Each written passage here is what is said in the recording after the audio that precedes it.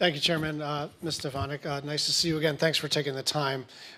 Speaking of every country having a vote, we had a pretty constructive conversation about the Pacific Island nations with which we've, I think, made some progress in terms of engagement, but it's kind of a mixed bag because of the PRC influence. And I'd just like to hear you say in public what we discussed in private, which is that it is important that we remain engaged in all these little nations, which are sovereigns and all do have a vote at the UN for strategic purposes.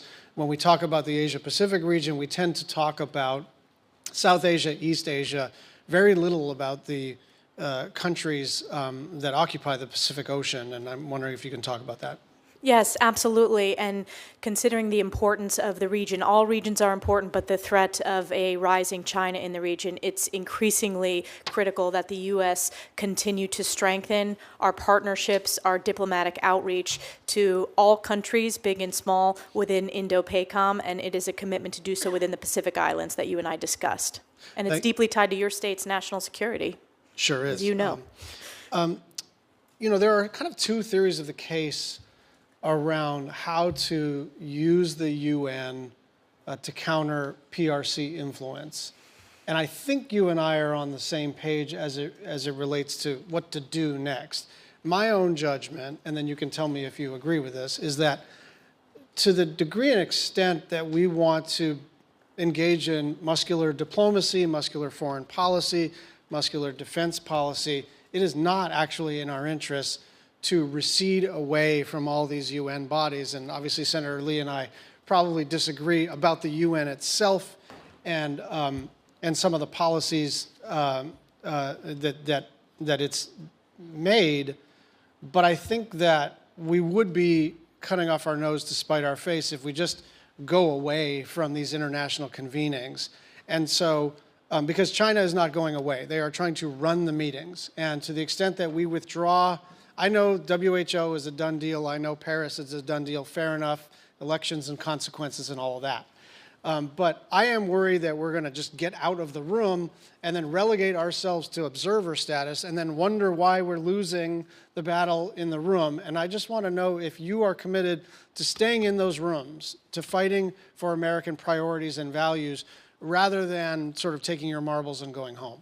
I think it's very important that we stay in those rooms, particularly the technical organizations like telecommunications, intellectual property, civil aviation. There was a discussion earlier about artificial intelligence. We need to lead with our standards and our values, and frankly, the world is looking for us to lead, and that's an important tool in our national security toolkit, and I look forward to working with Secretary Rubio and his strong record of being a strong voice in the U.S. Senate now that he's confirmed as Secretary of State. So certainly there will be policy disagreements. I support the President's decision, but we need to push back in the short term and long term against the CCP's inroads, and we need to do so with people as well, both at the lowest level, the starting entry levels within the UN system, but also the senior level and heads of these sub-UN agencies. Thank you for that. I know Senator Coons may have covered this a little bit. I understand there's a 90-day pause on all aid. And again, elections and consequences, like every president comes in and pauses all pending regulations and all the rest of it. But some of this is going to have material consequences like pretty quickly, and we don't have 90 days when it comes to our military partnerships. People don't have 90 days when it comes to humanitarian assistance. And I'm just wondering how we navigate through the absolute prerogative that a president has to set their own policy course versus 90 days could be too long for some communities and countries.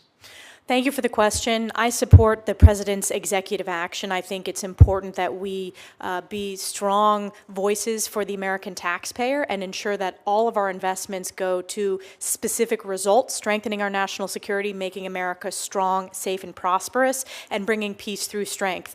If confirmed, I will work within the National Security Council and with the President and Secretary of State to ensure that we have the strong tools that we need within the United Nations to work with Secretary Rubio on our broader national security strategy that the President has laid out for the American people.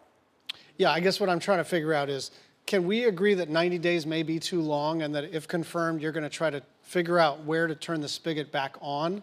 Because right now, this is a blanket freeze, and I presume some of the things that are frozen are going to get unfrozen. It'd be better if we could unfreeze some of these things in 20 days rather than 90, because there are real geopolitical consequences to freezing all aid for 3 months. Thank you, Senator Schatz. I do support the President's executive order. We will work on the National Security Council to make sure that all the tools that are needed to protect our national security, and the diplomatic piece is an important part of that when it comes to the UN. I have confidence that the President's going to make sure that we have the tools we need to protect our national security. I liked your answer to the previous question better, but thank you very much. Senator Schatz, you raise a good point. When you do a blanket executive order like that, sometimes the law of unintended consequences takes over.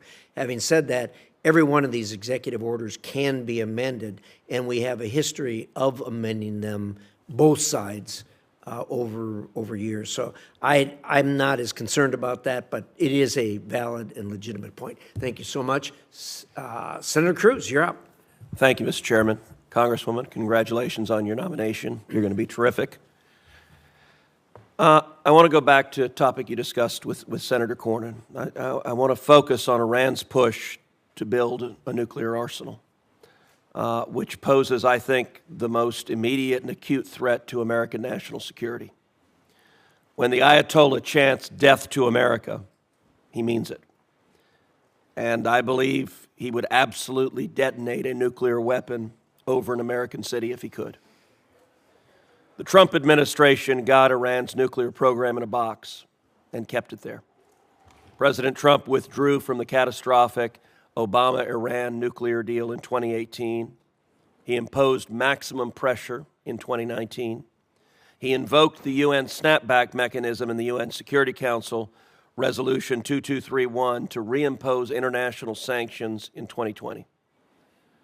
For that entire time, Iran was deterred from making significant advances on their nuclear program. They did not even enrich uranium above 5% or cascade advanced centrifuges. Starting in November 2020, the Iranian regime gambled that it could start rushing to a nuclear arsenal, and the incoming Biden administration would let them. Unfortunately, that proved correct. In November, the regime approved a new law calling for major nuclear advances. In January, they started enriching at 20% at Fordo, the underground enrichment bunker built into a mountain that the Obama-Iran nuclear deal left open. The incoming Biden administration responded with appeasement. In February, immediately after being inaugurated, they rushed to the UN to rescind President Trump's snapback, again allowing international sanctions to expire. For the next 4 years, the administration continually dismantled pressure on the regime and refused to impose sanctions. We know the result. Today, the Ayatollah has achieved a nuclear breakout time of 0. We now face the very real possibility of an Iranian nuclear arsenal. I do not believe that this is a threat the U.S. can tolerate, and I'm confident that both the President and Secretary of State Rubio agree. I asked Secretary of State Rubio whether he intends to go to the United Nations and again trigger the snapback mechanism as a part of his written testimony to this committee. Here was Secretary Rubio's response, quote, "I believe it is in our national security interest for the UN Security Council to snap back the sanctions that were suspended under the JCPOA.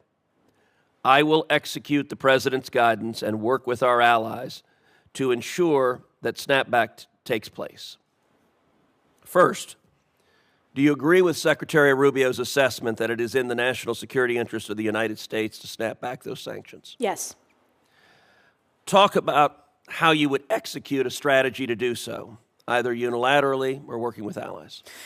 We will have to, that will be a strategy that I develop with the National Security Council in tandem with Secretary Rubio and President Trump to work with our allies within the United Nations, within the Security Council, and there are allies that are already considering this and looking at it, and that has been publicly reported. But obviously, pushing back on Iran is a top priority. It was a success during President Trump's first term, and we've seen the catastrophic results in loss of life during the previous 4 years when you have had an emboldened Iran that has led to directly the October 7th terrorist attack against Israel and Hezbollah firing tens of thousands of rockets against Israeli civilians.